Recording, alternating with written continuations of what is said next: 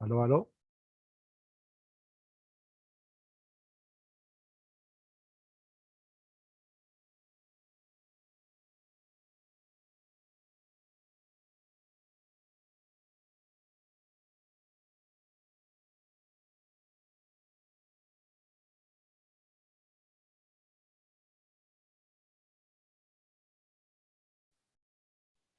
Aló, ¿sí me escucha ahora? Se escucha, se escucha. Justo se fue la luz, increíble. Se fue. Cosa que solo pasa acá en Uruguay. Ya me asustó, Qué yo cosa dije, increíble. ¿qué pasó? ¿Qué pasó? No, no, no. Esto Ok, pasa acá nomás en Uruguay. Yo tengo ok. tengo la otra parte grabada. Continuamos y después yo uno las dos partes y le paso el video completo si quiere. Pero no sé dónde me quedé, así que yo puedo empezar de nuevo, si desea, no hay problema. Ah, bueno, ¿Sí? bueno, perfecto. Entonces Sí, empezamos sí, todo sí. de nuevo. Sí, Entonces. sí, puedo empezar de Ok, una vez. Sí. comenzamos. Muy bien, entonces, hermanos, eh, voy a empezar a partir de ahora, una serie de estudios referente a los 5 puntos del calvinismo. ¿Qué son los 5 puntos del calvinismo? Son respuestas teológicas que un grupo de iglesias reformadas en el siglo XVII respondieron a la teología arminiana. Teología arminiana se llama por el nombre de su autor, Jacobo Arminio, el cual presentaba una serie de objeciones a la teología reformada. Prácticamente viene a ser la base del evangelicalismo, en donde enfatizaba más que todo el libre albedrío. En otras palabras, para resumir todo lo que, porque es una obra inmensa, es que el hombre tiene la capacidad de elegir el creer, al aceptar a Cristo, el confesar a Cristo, o la capacidad de rechazarlo. Es más, le da al hombre la capacidad de, inclusive, de decidir la gracia o no la gracia de Dios. Y si desea alcanzar la salvación, él coopera con Dios. O sea, como un negocio. Es como decir el dicho, ayúdate que yo te ayudaré, algo así. Entonces, la reforma, los teólogos decidieron, bueno, tenemos que responder. Y en su respuesta ellos codifican, elaboran 5 respuestas, 5 puntos, son muy buenos, es en base a teología, en donde con el tiempo ha sido parte ya de la doctrina reformada. El primero es depravación total, el segundo, elección incondicional, el tercero es la expiación limitada y el cuarto, gracia irresistible, y el quinto, perseverancia de los santos. Ahora, esto es muy importante porque entendiendo esto, vamos a entender mucho de lo que es la doctrina reformada. Hoy voy a tratar 2 puntos solamente. Los primeros, que son la depravación total y la elección incondicional. Así que quisiera que presten mucha atención, ¿no? Porque esto es muy importante para entender toda la base que viene después de la teología reformada. Esto no es toda la teología reformada, pero nos ayuda a entender las bases doctrinales. Uno, depravación total. ¿Qué es la depravación total? Y aquí tengo exactamente lo que, en una forma resumida, lo que los teólogos de Dort, Dort es una ciudad en Holanda, así se llama, por eso se llama Sínodo de Dort, donde se reunieron. ¿Qué es lo que dicen referente a la depravación total? Número uno, el efecto de la caída en la naturaleza humana. Los seres humanos fueron creados originalmente a la imagen de Dios y fueron dotados en la mente de un conocimiento verdadero y sólido del Creador y de las cosas espirituales. En voluntad, en su corazón fue recto y en todas las emociones con pureza. De hecho, todo el ser humano era santo. Sin embargo, al rebelarse contra Dios por instigación del diablo y por su propia voluntad, el hombre se privó de estos dones excepcionales. Más bien, en su lugar, lo que trajeron fue sobre ellos mismos ceguera espiritual, una, una oscuridad mental, futilidad, distorsión del juicio en su mente. Esto es muy importante, distorsión de juicio en su mente, quiere decir no pensaron bien, perversidad moral, desafío, dureza en sus corazones y voluntades. Ahora, todo esto en relación a Dios. Finalmente, impureza en todas las emociones. Eso es lo que trajo como consecuencia la caída de Adán. Número 2, la propagación de esta corrupción. Los seres humanos dieron a luz entonces sus generaciones de la misma naturaleza que ellos tuvieron después de la caída de Adán. Es decir, corruptos dieron a luz hijos corruptos. Claro, no va a decir, pero como un niño recién nacido, angelito, ¿cómo va a ser corrupto? Bueno, sí, es realidad. El ser humano, somos niños, los niños, todo bebé, no es una persona, digamos, prácticamente inocente, diríamos así. Pero espiritualmente está corrupto, está corrupto. Y a medida que uno va creciendo, se va a ver eso. La corrupción se extendió por el justo juicio de Dios, ¿no? De Adán y Eva a todos los descendientes de la humanidad, excepto a una persona, Jesucristo. Esto nos lleva al artículo número 3, la incapacidad total. Por lo tanto, las personas son concebidas en pecado y sus hijos nacen de la misma forma bajo la ira de Dios, no aptas para ningún bien salvador. O sea, cuando dice no aptas para ningún bien salvador, significa que el hombre no puede salvarse a sí mismo para Dios. O sea, el hombre no puede decir, mira Dios, yo ya me salvé sin tu ayuda. Es imposible que diga eso. Inclinadas al mal, muertas en sus pecados, muertas en delitos, esclavas del pecado. Y ahora, mira lo que dice aquí, esto es muy importante. Sin la gracia del Espíritu Santo que regenera, el hombre no está dispuesto ni puede volver a Dios. No puede reformar su naturaleza distorsionada, ni siquiera disponerse de tal reforma. Pero fíjese la clave. Esta frase me gusta. Sin la gracia del Espíritu Santo. Arminio decía, sí, el hombre es pecador, decía, no negaba, pero el hombre puede algo, ¿ok? O sea, no es tan pecador como lo dicen ahí los calvinistas. Tiene algo de bueno, así que esa parte de bueno ayuda a que Dios solamente ponga la otra parte y ya se salva. Bueno, los reformadores dicen, no, eso no enseña la Biblia. La que la Biblia enseña es que sin Dios estamos perdidos, o sea que el hombre no puede, no es el artífice de su propio, diríamos, de su propia salvación, excepto por la gracia del Espíritu Santo, que regenera al hombre. ¿Sí? Ahora, esto es muy importante, ¿no? En cuanto a la depravación total, porque aquí nos pone desde el principio las bases por el cual la Biblia enseña la condición original del hombre sin Dios en su estado original, antes de recibir la gracia de Dios. Número 2, esto nos lleva al segundo punto, la doctrina de la elección incondicional. Artículo 7 dice así, la elección es el propósito, escuche bien, inmutable de Dios por el cual hizo lo siguiente. Pero recuerde lo que dice, propósito inmutable. La palabra inmutable significa que no cambia. Recuerde, propósito inmutable. O sea, no es que, bueno, yo le salvo, pero Dios dice, ¿sabes qué? Ya me arrepentí de salvarte, ahora sí ya no te voy a salvar. No hay eso. Dice, el propósito de Dios es inmutable.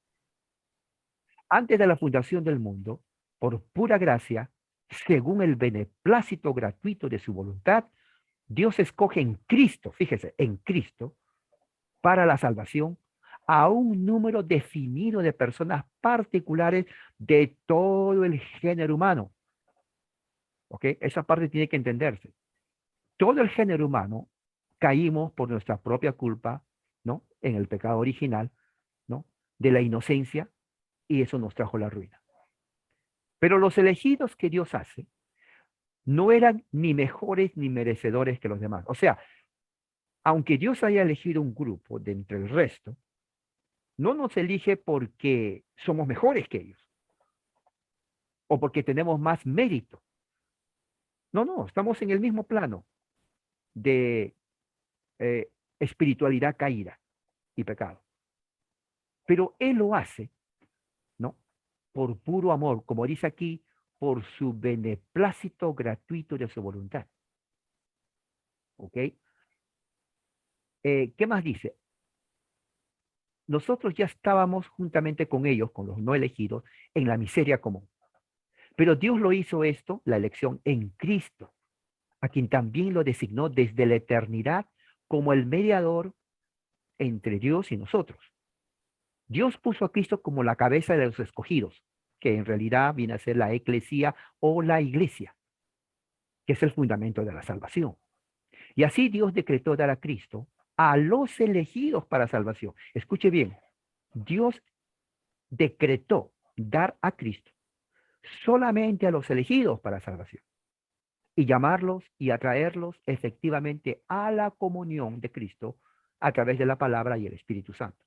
A los elegidos, escuche bien. En otras palabras, Dios decretó otorgarles la fe verdadera en Cristo, también la justificación, santificación y finalmente preservarlos poderosamente en la comunión del Hijo hasta la glorificación. Esto es increíble y todo esto lo hace Dios. Ahora, Dios hizo todo esto para mostrar su misericordia para la alabanza de las riquezas de la gracia de Él solamente, porque toda la gloria es para Él, no para el hombre. Porque el hombre no puede decir, Señor, tengo 1% de gracia porque yo también puse de mi parte. No existe eso. Como dice la Escritura, Dios nos escogió en Cristo antes de la fundación del mundo para que seamos santos, sin mancha, delante de Él con amor, a quienes adoptó como hijos suyos por Jesucristo. En Cristo nos predestinó, fíjese, en Cristo nos predestinó según el beneplácito de su voluntad. Ahora aquí viene algo que me gusta. Para la alabanza de la gloria de su gracia. Esta frase es increíble. O sea, Dios alaba, ¿cómo se puede decir? Déjenme ponerlo así. La alabanza de la gloria de Dios, pongámoslo así, es la elección de aquellos que Él por amor los hizo antes de la fundación del mundo. O sea, Dios se goza en aquello que Él elige, que vienen a ser aquellos que Él los hizo en Cristo antes de la fundación del mundo. O sea, esto es algo increíble. Yo creo que esto es la pura teología reformada y bíblica. Y eso es así. Eso está en Efesios capítulo 1. En Romanos 8:30 dice, a los que predestinó, también los llamó. A los que llamó, también justificó. Y a los que justificó, mire, los glorificó. Romanos 8:30, lo puede en su Biblia subrayar con marcador para que no se olvide. Esto nos lleva a otro punto. Esta elección no es una elección como muchas otras. Es una y la misma para todos los que iban a ser salvos en el antiguo pacto y en el nuevo pacto. Porque la Escritura declara que hay un solo beneplácito, hay un solo propósito, hay un solo plan de la voluntad de Dios, por el cual Él nos eligió desde la eternidad, tanto para la gracia como para la gloria. Fíjese, o sea, Dios sabía muy bien que nosotros podemos ser salvos por gracia y que el final es la glorificación de nosotros. ¿Se imagina ese plan increíble? Uno puede decir, pero tanto me ama Dios si yo soy un pobre pecador.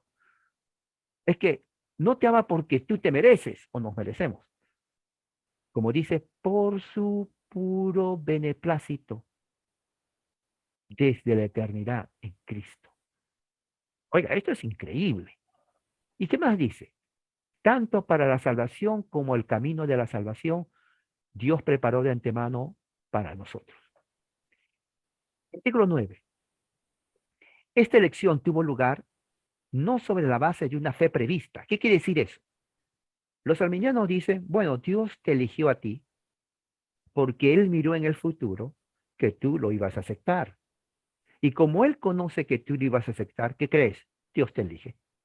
O sea, según ellos, Dios no es el causante de la salvación, es el hombre el causante de la salvación por su libre albedrío. Los reformadores dicen, bueno, eso realmente no enseña la Escritura. Eso no enseña la Escritura, ¿no? Porque aquí dicen esto, los reformadores. Él nos elige no sobre la base de una fe prevista o porque obedecemos a la fe o de la santidad o de cualquier obra buena de calidad, ¿no? Como si se basara en la causa de la persona que nosotros hacemos eso. Él nos elige más bien con el propósito de la fe. ¿Qué quiere decir eso? Él nos elige para que creamos. No creemos para que Él nos elija. Mira la diferencia. Arminiano cree, Dios nos elige porque hemos creído. La Reforma enseña, Dios nos elige para que creamos, que es diferente. O sea, en la primera la causa es el hombre, en la segunda la causa es Dios. ¿Ven la diferencia? Entonces, en consecuencia, la elección es la fuente de todo bien salvador. La fe, la santidad y los otros dones salvadores. Finalmente, la vida eterna misma, mire, la vida eterna misma fluye de la elección como sus frutos y efectos. Como dice el apóstol, él nos escogió no porque fuéramos mejor que los demás, sino para que seamos santos y sin mancha delante del amor. Y quiero enfatizar esta parte, porque alguien puede decir, hermano, me confundió. Ok, el arminianismo de la teología evangélica dice, Dios nos elige porque Él sabe o porque Él miró que le íbamos a aceptar. La Reforma dice, no, no, no, eso es falso, porque entonces, ¿de qué le sirve saber cuando la salvación depende de la voluntad de uno? La Biblia enseña, Dios nos elige para que creamos que es diferente, lo cual significa que la salvación de principio a fin es del Señor. Esa es la diferencia. Pero la causa de esta elección, dice aquí, inmerecida, es exclusivamente el beneplácito de Dios. Fíjese, esto no implica que Dios elige ciertas cualidades o acciones humanas de entre todas las posibles como condición para la salvación, sino más bien implica la adopción de ciertas personas particulares de entre la gran masa común de pecadores, ¿no? Como posesión de Dios. Como dice la Escritura en Romanos 9, 11, 13, cuando los niños aún no habían nacido y no habían hecho ni mal ni bueno, a ella, Rebeca, se le dijo, ¿sabes qué, Rebeca? El mayor de tu hijo va a servir al menor. Como está escrito, yo amé a Jacob, el cual le cambia el nombre a Israel, pero yo aborrecí a Esaú. Por eso dice así, pero la pregunta que hacen muchos, un momento, ¿cómo Dios va a amar a Jacob y va a aborrecer a Saúl? O sea, no es un Dios justo, ¿no? El humanista dice, porque si fuera justo, pues amaría a todos o rechazaría a todos, pero al amar a uno y aborrecer al otro, está discriminando. O sea, pero ¿qué clase de Dios es este? Tienen razón en el sentido de discriminación, pero no es la discriminación de injusticia, sino es por su puro afecto y su voluntad. Déjeme explicarle. Aquí lo pongo. Estos dos son marcadores, igual, cumplen la misma función. Este no es mejor que este, ni este es mejor que este. Pero el que compra este, el dueño de esto, quiero este. Ahora, este puede decir, no es justo, porque ¿por qué él y yo no, si somos iguales? Yo sé que son iguales, pero yo quiero esto. Es más, tú no serías parte de mí si no te hubiera comprado. Así que no tienes derecho tú sobre mí, que yo te compré. Yo quiero a él. No es mejor que tú, pero yo lo quiero. Se acabó. Ese es el argumento prácticamente tal vez algo cercano cuando dice, ¿por qué Dios aborreció a Esaú y amó a Jacob? Porque él es Dios. Es más, él no tuvo que haberlo hecho. Porque estamos, como dije, como leímos la depravación, todos somos pecadores por igual. O sea, no es por mérito, no es porque, bueno, Jacob es mejor que tú. No se basa en eso. Se basa en gracia. Por eso dice gracia. Gracia significa que depende del puro amor y la voluntad del Creador. Si Él quiere escoger a uno, no lo quiere hacer. No porque es mejor que el resto, sino porque lo quiere hacer. Nada más. Y como somos criaturas, Pablo dice, y tú, barro, barro, ¿cómo tú le vas a cuestionar al alfarero? Tú no hubieras sido creado si el alfarero no te hubiera creado del barro. Y tú le estás cuestionando y reclamando que porque no te elige. ¿Tú sabes que él tiene poder para destruirte? Así que ahí es en la boca. Él es el creador. Y él decide qué hacer con su creación. Prácticamente es eso lo que está diciendo Pablo.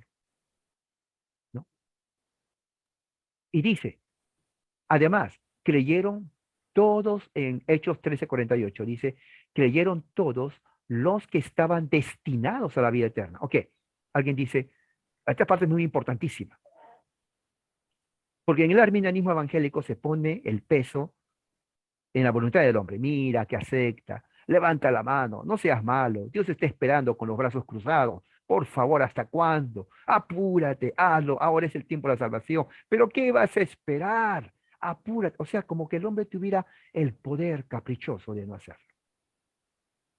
La Biblia enseña que aquellos que creen son aquellos que han sido preordenados para la vida eterna.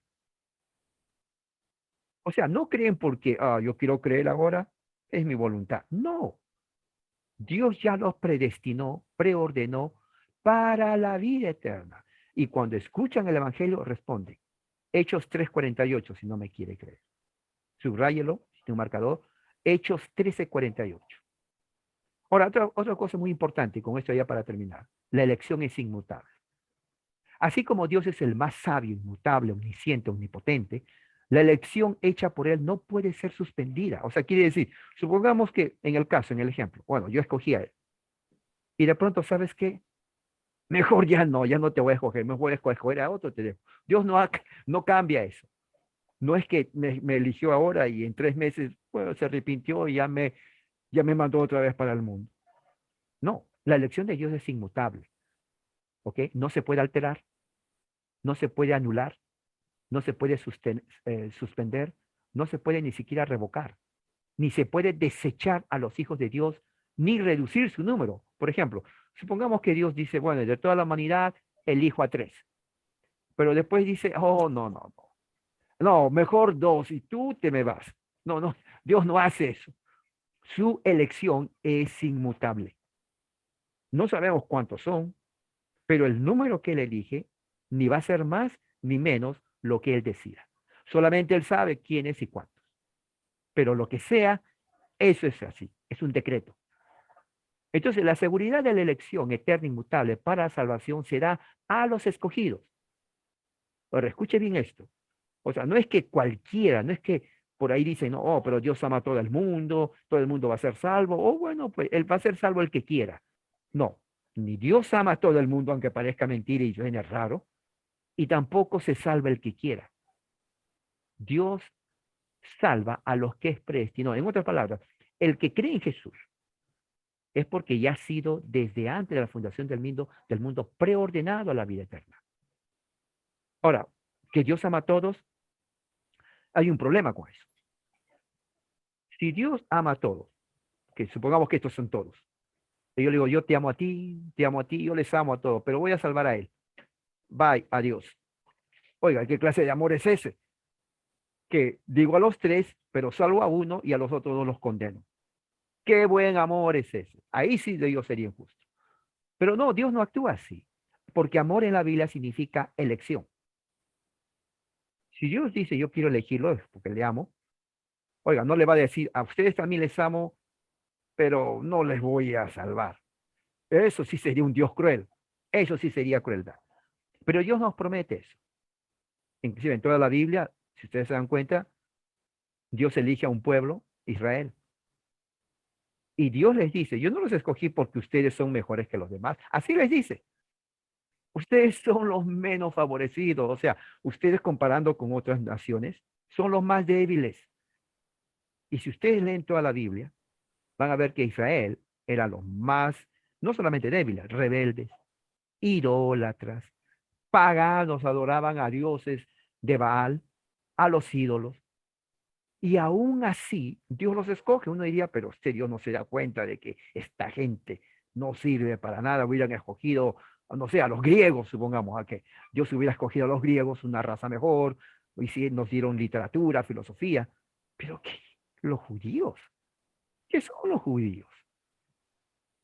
Pero para que se den cuenta de que Él como soberano, eso está en la Escritura, Él no elige sobre la base de mérito, sino sobre gracia. Por eso que el pacto de gracia siempre existió, pero en diferente administración. Dios salvó por gracia a Adán, Dios salvó por gracia a Noé, a Abraham, a Isaac, a Jacob, a Moisés, los 12 tribus, David, Salomón, etcétera, etcétera, etcétera. No porque eran buenos, porque todo, por ejemplo, Moisés mató, tuvo que esconderse, porque ya los mismos israelitas no creían en él. Asesino. Dios le dio la gracia. Y así podemos poner una lista de aquellas personas que Dios escoge, pero que le, diríamos, le hacen quedar mal, no le obedecen, pero por pura gracia Dios lo salva. ¿Qué más? Dice aquí, tal seguridad no se obtiene al buscar inquisitivamente las cosas ocultas y profundas de Dios, sino al notar dentro de nosotros mismos, con gozo espiritual y santo, deleite, los inconfundibles frutos de la elección señalados en la palabra de Dios, como una verdadera fe en Cristo, temor a Dios, un dolor profundo por los pecados y la sensación de hambre y sed de justicia, que prácticamente es conocer más de Dios. Bueno, aquí voy a terminar. Aquí voy a dejar estos dos puntos principales y algún comentario o preguntas. Adelante, hermano.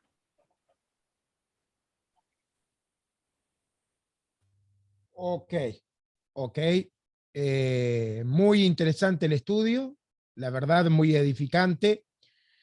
Que Dios bendiga a todos los hermanos que han compartido el video, que nos están comentando también. Tenemos una pregunta, pastor, referente al tema. La pregunta es la siguiente.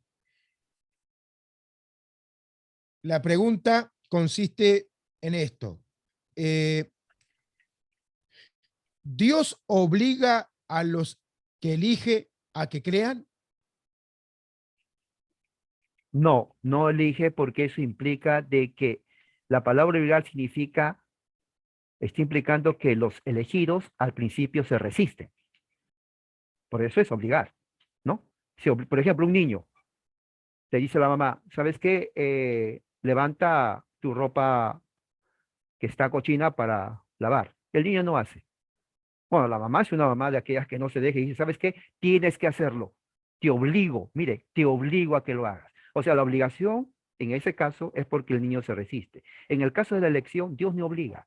Dios simplemente lo hace y como ya están preordenados, el medio de los elegidos vengan a Cristo es a través de escuchar la palabra de Dios, la exposición y también la obra del Espíritu Santo. O sea, no hay obligación.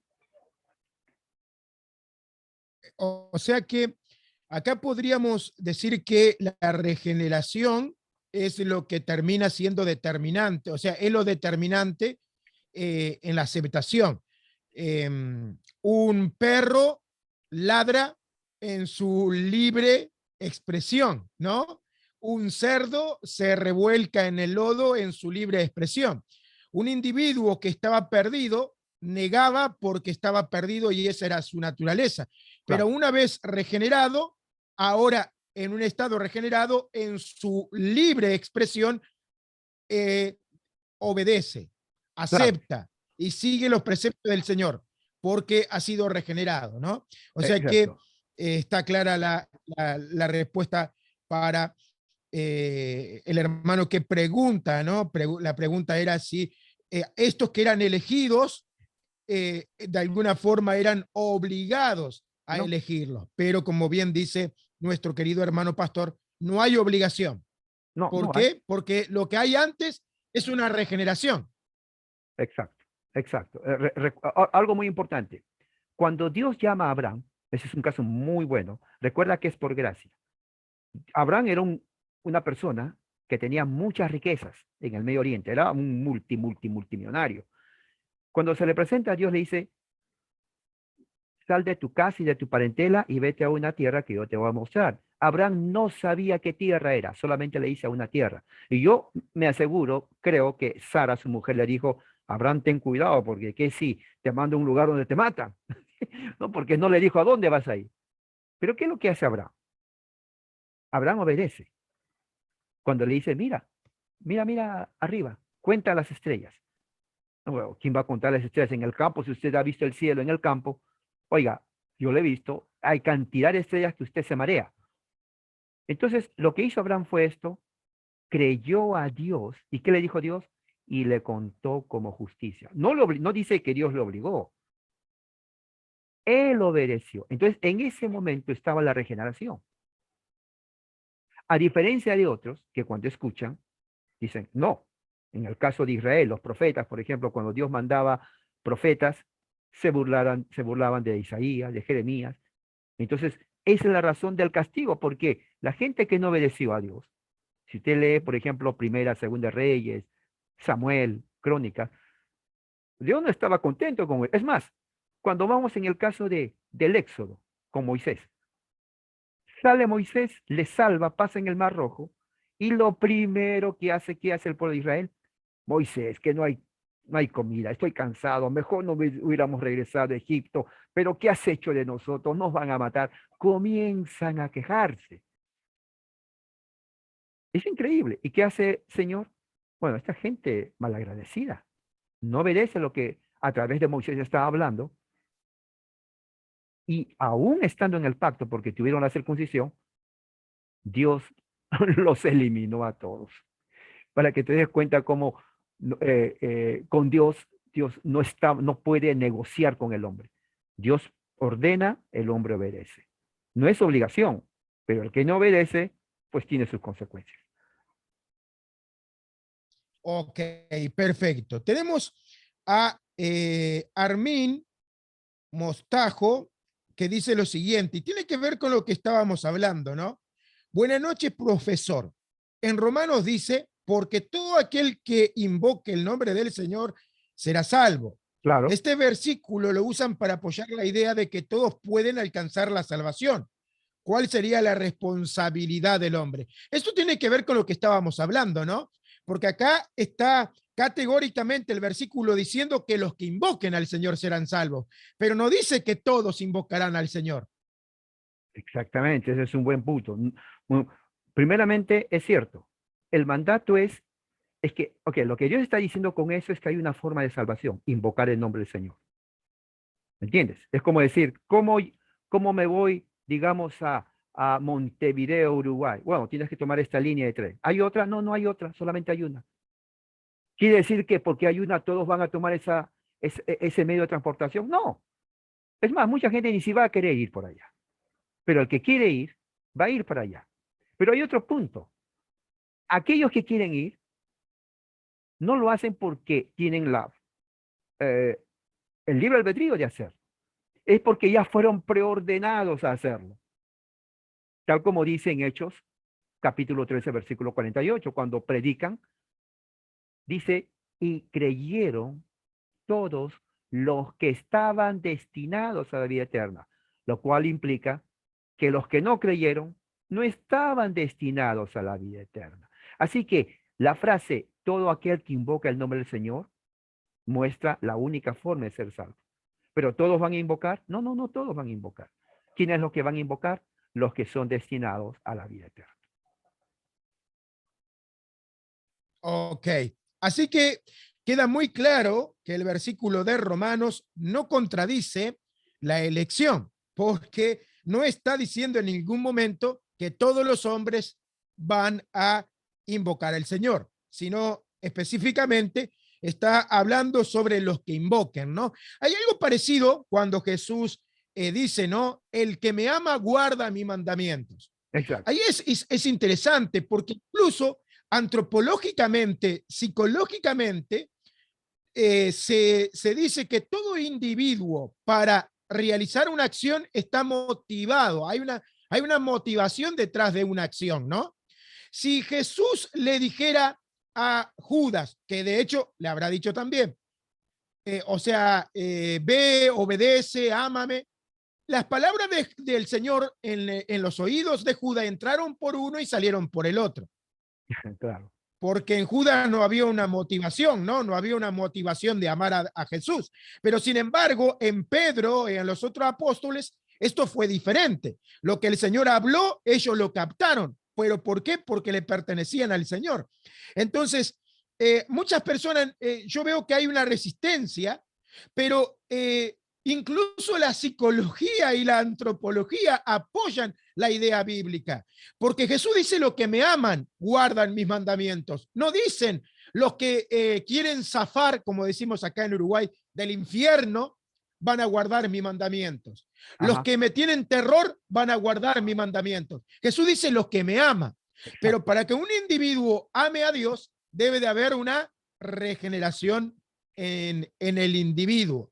Que incluso los arminianos, pastor, y eso es lo que yo hallo extraño, porque incluso los arminianos, ellos dicen: vamos a orar para que Dios transforme el corazón de nuestra familia. Exacto, exacto.